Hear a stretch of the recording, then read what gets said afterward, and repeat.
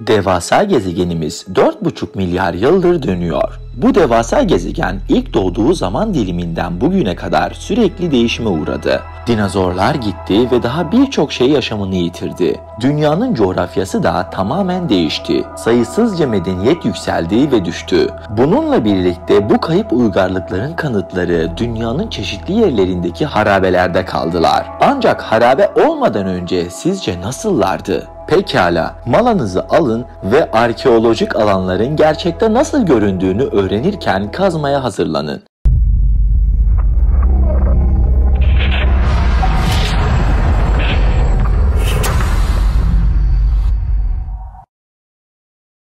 Gökyüzünün yüksek kalesi Peru'nun Urubamba Nehri vadisindeki bir dağın yaklaşık 8.000 fit tepesinde dünyanın en ünlü harabelerinden biri olan efsanevi İnka Kalesi Machu Picchu'nun kalıntıları duruyor. Ancak 1911'de Amerikalı kaşif Hiram Bingham tarafından ilk kez keşfedildiğinde bir kale olarak neredeyse hiç tanınmamıştı. İnkaların bu yerleşimi yüksekte inşa ettiğine inanılıyor. Bu yüzden saldırmak gerçekten de çok zor olurdu.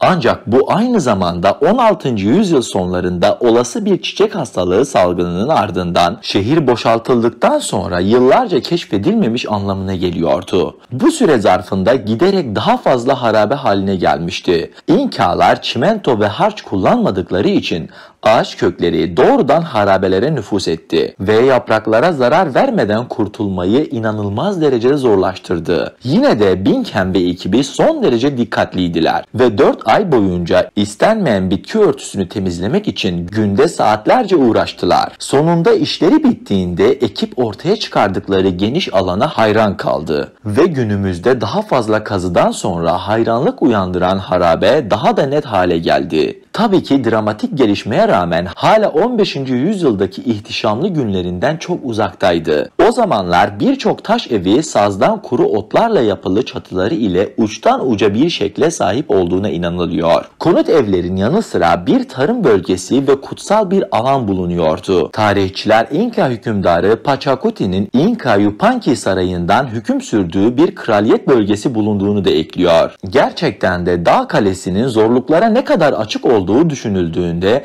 yapının bu yönüyle hala ayakta olması İnkaların hünerlerinin bir kanıtıdır ve günümüzde bazı yeni yapıların ne kadar dayanıksız olabileceğine şahit olduk. Belki de modern erkekler biraz İnka tavsiyesi almalılar. Bronz Dev. Uzun zaman önce M.Ö. 3. yüzyılda Yunan kenti Rodos'un limanında büyük bir bronz heykel vardı. Devasa anıt güneş tanrısı Helios'u tasvir ediyordu ve 32 metre boyundaydı. Bu heykelin her şeye kadir olduğu söyleniliyordu. Bu nedenle Rodos heykeli olarak adlandırıldı ve antik dünyanın 7 harikasından biri oldu. Ancak ne yazık ki dev heykel M.Ö. 226'da şiddetli bir deprem onu yere devirdi ve parçalamıştı. Öyle olsa bile yıkıldıktan sonraki kalan kalıntılar yüzyıllar sonra bile hala popüler turistik bir cazibesi olduğunu kanıtladı. Ta ki milattan sonra 654'te Arap kuvvetleri Rodos'a baskın düzenleyene ve Helios'un parçalanmış parçalarını eritip satılmak üzere götürene kadar. Peki ama onlar bunu nasıl başardı? Elbette ki 900 develik bir orduyla ve maalesef bir zamanlar büyük heykelin bulunduğu bu yerde bugün sadece hiçlik bulunuyor. Ancak Rodos heykeline aşinaysanız limanın iki yanında yer aldığına dair ünlü betimlemelere rağmen bunun asla gerçek olmadığını duymak sizi şaşırtabilir. Bu ikonik görüntü aslında yüzyıllar sonra ortaya çıkmıştı ve Orta Çağ'da anıtı hiç görmemiş tarihçiler tarafından lanse edilmişti. Çünkü limanın genişliği neredeyse bir futbol sahası büyüklüğündeydi. Dolayısıyla orantısal olarak doğru olması için 500 metre yüksekliğinde muazzam bir yüksekliği olması gerekiyordu. Bu o zamanlar için kesinlikle imkansızdı. Şimdi bile dünyanın en uzun heykeli olan Hindistan'ın Birlik heykeli sadece 180 metre yüksekliğinde. Neredeyse Helios'tan 3 kat daha kısa. Yani dev heykelin aslında böyle bir şeye benzemesi çok daha olasıydı. O kadar etkileyici değil ama üzgünüm. Yol boyunca birkaç doğrunun yanlışlığını kanıtlamadan hiçbir şey öğrenemezsiniz. Ve eğer beğen ve abone ol butonlarına basmazsanız asla her şeyi bilemezsiniz. Çünkü bu sayede diğer gerçeklere dayalı videolarımdan birini bir daha asla kaçırmamış olursunuz. Her neyse, nerede kalmıştık? Pompei şehri, İtalya'da bir çılgınlık. Kayıtlı tarihteki tüm doğal afetler arasında milattan sonra 79 yılında İtalya'daki Venüs yanardağının patlaması, insanların hayal gücünden başka hiçbir şeye benzemeyen şekilde şehri ele geçirdi. Ardından gelen kül bulutu yanardağa çöktü ve yakınındaki Pompei şehrini tamamen kapladı. Sonrasında tek bir hamlede bütün topluluğu yok etti. Yaklaşık 1700 yıl sonra arkeologlar nihayet antik Roma kentini ortaya çıkardılar ve şaşırdılar. Bunca zamana rağmen kalın kül tabakası her şeyi korumuştu ve altında muazzam bir tarih saklıyordu. Aslında o kadar iyiydi ki şehrin çoğunluğu hala tanınabilir durumdaydı. Duvarlar, binalar, taş döşemeli sokaklar, hatta bazı sanat eserleri patlamadan önemli ölçüde etkilenmemiş durumdaydı. Ve sadece şu sokak yemeği tezgahına bakın. Dostum, bazı şeyler gerçekten değişmiyor. Şu an elimizde olan elbette 12.000 kişilik hareketli şehir gibi canlı değildi. Çünkü şehrin muazzam bir amfiteyatrosu, spor salonu, limanı ve hatta karmaşık bir su sistemi bile vardı. Jüpiter tapınağında olmak üzere çeşitli Roma tanrılarına adanmış birçok tapınak da bulunuyordu. Ne yazık ki Jüpiter'in tapınağı milattan sonra 62'de bir deprem ile devrildi ve bugün sadece kalıntıları kaldı. Ne olursa olsun, Venüs Dağı'na yakın olmaya cesaret edebiliyorsanız Pompei'yi hala ziyaret etmek için şaşırtıcı bir yer. İmparator Neron'dan sıfıra iniş. Açıkçası Antik Roma'nın imparatorları öyle mütevazi insanlar değildi. Ancak İmparator Nero'ya kıyasla diğerleri melek gibiydi diyebiliriz. Bunun nedeni milattan sonra 54'te imparator olan Nero'nun açgözlü, narsist ve popüler olmak için her şeyi yapar oluşuydu. Bunun yanında bir şey daha yaptı. Roma'nın kalbinde yaklaşık yarım mil karelik bir alanı kaplayan devasa bir saray kompleksi yaptırdı. Bu saray taş ve mermerden inşa edilmişti. Abartılı sarayın hem yer üstünde hem de yer altında 150 odası, bir havuzu ve imparatorun 100 metrelik devasa bir heykeli vardı. Bu da yetmezmiş gibi tüm odalar tabandan tavana altın, değerli taşlar, deniz kabukları ve incilerle kaplıydı. Bu yüzden altın ev olarak anılırdı. Bunun en inanılmazı ise sekizgen salonuydu. Salon 4 farklı yemek odası ve şelalelerle doluydu. Aynı zamanda salonun ortasında yukarıdan aşağıya çiçek yaprakları ve parfüm bırakılırdı. Ancak sekizgen salon ile ilgili gerçekten şaşırtıcı olan şey salonun dönmesiydi. Yanlış duymadınız. Gece gündüz yukarıdan yapraklar düşerken ve çevresinde şelaleler akarken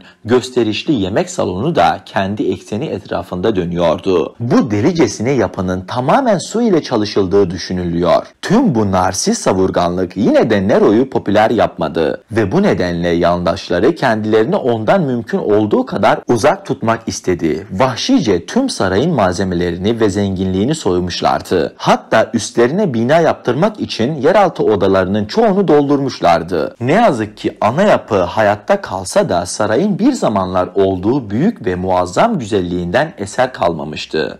Maya'nın muazzam piramitleri. Dünyanın en korunmuş antik piramitlerinden bazılarına hayranlıkla bakarken biraz daha ilgincine bakmak için oldukça özel bir ruh halindeyseniz Meksika'nın Yucatan eyaletindeki Chichén Itza'ya bir gezi yapmanızı öneririm. Bu Maya şehri 1500 yaşın üzerinde ve şu anda orada hiç kimse yaşamasa da geçmişte 35.000 kişi ev sahipliği yapıyordu. Bu nedenle tüm site 4 mil kareyi kapsıyordu ve hala bile keşfedilecek 26 kalıntısı olduğu düşünülüyor. Bu yapılardan en ünlüsü ise El Castillo'dur. Bu muazzam tapınak ana şehrin yaklaşık 25 metre yukarısındadır. En ilginci ise üst basamakta dahil olmak üzere toplam 365 basamak bulunuyor. Bu piramidin 4 tarafında da 91 basamak var demektir. Bu sayının bir güneş yılı ile aynı sayıda güne sahip olması tesadüf değildir. Muhtemelen piramidin tepesinde gerçekleştirilen ritüellerle ilgili. Çünkü eski Mayaların bazı tuhaf ritüelleri vardı. Piramit doğrudan su dolu bir düden olan bir boşluk üzerine inşa edilmişti. Piramidin tepesinde